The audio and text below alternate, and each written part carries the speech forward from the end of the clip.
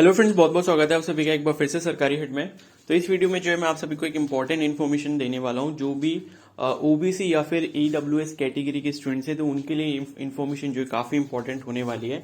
ठीक है, तो जैसे कि मैंने आपको प्रीवियस वीडियो में बताया था कि आपका जो सर्टिफिकेट है ईडब्ल्यूएस या फिर ओबीसी का वो वैलिड होना चाहिए। ठीक है, लेकिन मैंने जब ब्रोचर को अच्छे से चेक करा तो वहां पर ये भी मेंशन किया गया है कि वैलिड तो होना चाहिए, लेकिन जो आपकी डेट है, डेट ऑफ इशू जो है वो 1 जनवरी 2022 या फिर उसके बाद की ही होनी चाहिए। ठीक है, मतलब अगर आपका सर्टिफिकेट ओबीसी हो या फिर ईडब्ल्यूएस हो, अगर आपका सर्टिफिकेट जो है उस कैटेगरी में 1 जनवरी 2022 से पहले का बना है तो वो इनवैलिड माना जाएगा। ठीक है, अब प्रॉब्लम ये आती है, मतलब कुछ स्टूडेंट्स ये बोल रहे हैं कि जो हमारा सर्टिफिकेट है वो सपोज अगर जनवरी 1 2022 से पहले का है, ठीक है, और अगर हम उसको अभी रिन्यू करवाते हैं तो हमको वो इतनी जल्दी नहीं मिल पाएगा। क्लियर है? तो इन्होंने जो है मतलब आपके लिए एक अरेंजमेंट कर रखा है, तो वो मैं आपको अच्छे से एक्सप्लेन कर देता हूं कि इन केस अगर आपका सर्टिफिकेट जो है वो 1 जनवरी 2022 या फिर उसके बाद का नहीं है, मतलब इस ईयर का नहीं है, उससे पहले का है, तो आप क्या कर सकते हैं। ठीक है, तो ये देखो, ये जो है इसका इन्फॉर्मेशन बुलेटिन है। ठीक है, ऑफिशियल जो नीट यूजी 2022 का। तो इसमें जब हम लोग पेज नंबर 96 पे जाएंगे, ठीक है, आप खुद भी इसको डाउनलोड करके चेक कर सकते हो, तो मैं आपको दिखा देता हूं।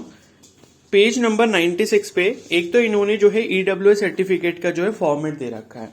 अगर ये फॉर्मेट पॉसिबल होता है इस फॉर्मेट में, मतलब आपको सर्टिफिकेट मिलना, तो अच्छी बात है, और अगर नहीं भी होता तब भी कोई ज्यादा बड़ा इशू नहीं है। ठीक है, तो कुछ स्टूडेंट्स इसके लिए भी परेशान हो रहे हैं कि क्या वही फॉर्मेट में हमको सर्टिफिकेट बनवाना पड़ेगा, तो ऐसा कंपलसरी नहीं होता है। ठीक है, ये अपना एक ऑथोराइज फॉर्मेट देते हैं, लेकिन वो इतना कंपलसरी नहीं होता कि आप इसी फॉर्मेट में बनाएं, क्योंकि हर स्टेट का मतलब अपना एक फॉर्मेट होता है, वो उस फॉर्मेट में बनाकर आपको देते हैं। ठीक है, अब आप यहां पर देख सकते हो ये जो फॉर्मेट दिया है, इसके हम लोग नीचे आते हैं, तो नीचे आपको इसमें यहां पर मिलेगा अपेंडिक्स 9B करके, declaration by the candidate in lieu of general EWS certificate. ठीक है, मान लो ईडब्ल्यूएस सर्टिफिकेट आपके पास वैलिड वाला नहीं है, मतलब 1 जनवरी 2022 के बाद का नहीं है, उससे पहले का है, तो आपको ये डिक्लेरेशन जो है वो देना पड़ेगा। ठीक है, देखो यहां पर क्या लिखा है, ये सारी डिटेल्स आपको फिल करनी पड़ेंगी। नेम ऑफ द कैंडिडेट हो गया, पासपोर्ट साइज फोटोग्राफ हो गया,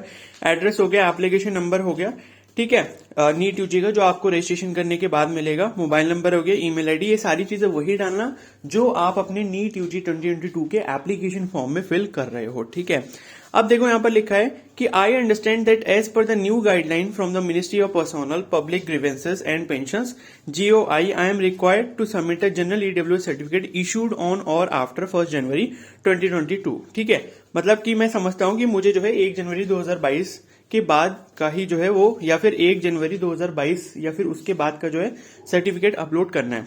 since I have not been able to collect the set certificate on time, I may kindly be allowed to write NEET UG 2022 provisionally.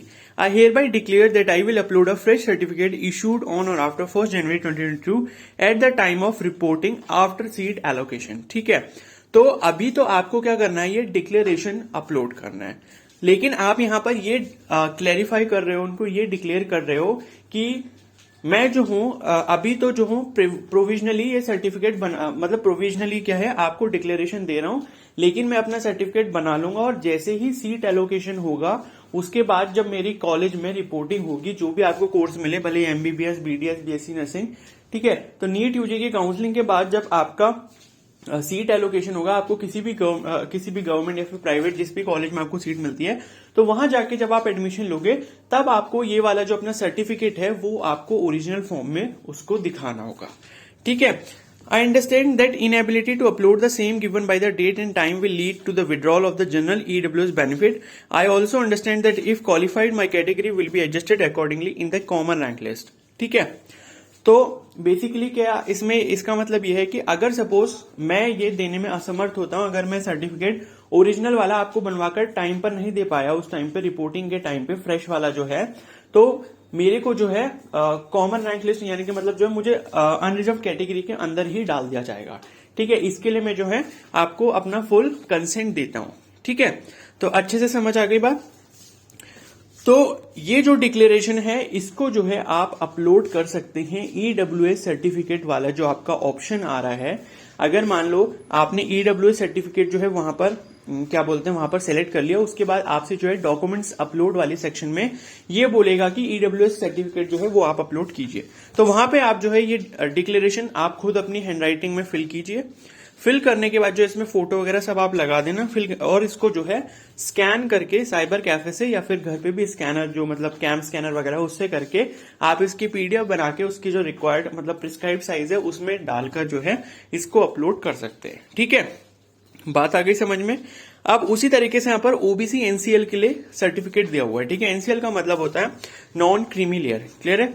तो इसमें भी वही सेम चीज दे रखी है। तो यहाँ पर ये जो उसका फॉर्मेट दे रखा है इसमें आप बनवा सकते हैं तो बहुत अच्छा रहेगा, और नहीं बनवा सकते तो भी इतनी ज्यादा कोई प्रॉब्लम नहीं है।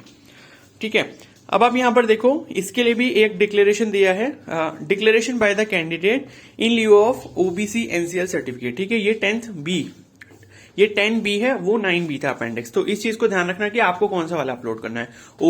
ओबीसी वाले हो आप, ओबीसी एनसीएल, तो आपको 10B करना होगा, और ईडब्ल्यूएस हो तो 9B करना होगा।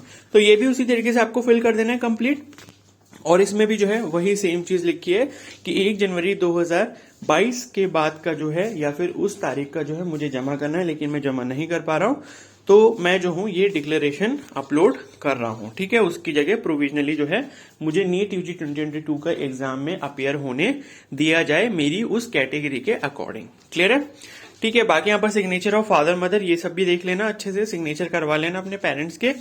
ठीक है, जो भी आपका गार्जियन है, और अपने सिग्नेचर कर देना और डेट डाल देना। जिस दिन अपलोड करोगे उसी दिन की जो है डेट आप यहाँ पर मेंशन कर देना।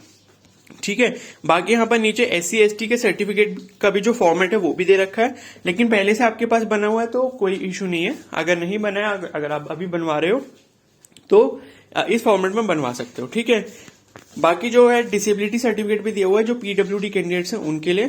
क्लियर है? ठीक है, और बाकी ये जो डिक्लेरेशन वाला सर्टिफिकेट है ये सिर्फ ओबीसी और ईडब्ल्यूएस कैटेगरी के लिए है। अगर आप इन दो में से किसी भी कैटेगरी में हैं और आपका सर्टिफिकेट 1 जनवरी 2022 या फिर उसके बाद का नहीं है तो वो इनवैलिड माना जाएगा। तो उस केस में आपको एक फ्रेश सर्टिफिकेट बनवाना है जो भी आपकी गवर्नमेंट लोकल अथॉरिटी है वहां से, और वो बनवाने के बाद जो है वो उसको आपको अपने पास संभाल के रख लेना है। उसकी जगह पे जो है आपको ये डिक्लेरेशन अपलोड कर देना है। ठीक है, तो डिक्लेरेशन जो है एक मतलब आप बोल सकते हो उसके लिए सब्स्टिट्यूट का काम कर रहा है, जो आप अभी अपलोड करके अपनी उसी कैटेगरी में जो है एग्जाम दे सकते हो और उसी कैटेगरी से अपनी काउंसलिंग भी करवा सकते हो। क्लियर है? तो आई होप आपको ये इन्फॉर्मेशन अच्छे से समझ आ गई होगी, सारे डाउट्स आपके क्लियर हो गए होंगे। अब मुझे लगता है कि आपको कोई प्रॉब्लम नहीं होगी। ठीक है, प्रीवियस वीडियो में मैंने ये बताया था कि आपको जो है पहले सर्टिफिकेट बनवाना चाहिए, उसके बाद अपना एप्लीकेशन फॉर्म फिल करना चाहिए, लेकिन जब मैंने इन्फॉर्मेशन देखी तो अब मुझे समझ आ गया, और इसलिए मैंने सोचा कि आपको भी ये कन्वे कर दूं कि ऐसा जरूरी नहीं है कि आप पहले सर्टिफिकेट बनवाओ और सर्टिफिकेट जब तक आए और तब उसके बाद जो है आप एप्लीकेशन फॉर्म फिल कर सकते हो। तो ऐसा नेसेसरी नहीं है। ठीक है, तो आई होप आपको अच्छे से समझ आ गया होगा, और ये वीडियो अगर हेल्पफुल होगी तो प्लीज को जरूर लाइक कर देना। चैनल पर नए हो तो सब्सक्राइब कर लो और बेल आइकन को प्रेस कर लो ऐसे ही इन्फॉर्मेटिव वीडियोस को देखने के लिए। ओके, और कोई भी डाउट हो तो मुझे कमेंट सेक्शन में जरूर बता सकते हो। Okay, so thank you and have a nice day.